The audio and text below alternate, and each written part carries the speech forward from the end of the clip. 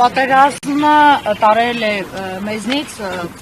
18+ տղաների եւ հիմա բանակ գնացող երկու տղա փաստորեն կամ պիտի ինստիտուտ գնա կամ ծառայության կամ էլ բանդ ամենայն դեպս այն իրավիճակը, որը Սուրբաննայի բակում տեղի ունեցել թելադրում է քննչական համակարգում այդ գործողությունների տրամաբանությունը։ Ինչ եք կարծում, կգտնվեն ամեն դեպքում բարեխիղճ մարդիկ, ովքեր Երջանկահիշատակ Արմենը ասում էր, սրան տարեք, որ մարդ չմեռնի։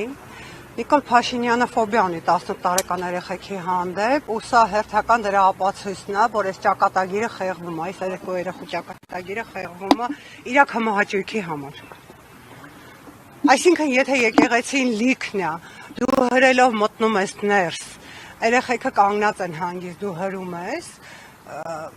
քո ախրանիկները հրահրում են միջադեպ։ Երբ որ ինքը դուրս է գալի քարոզը արշավի, իր ախորը տանում է լցում առաջ, այդ օրը հանգիստ առանց միջադեպի անցնում է։ Բայց երբ որ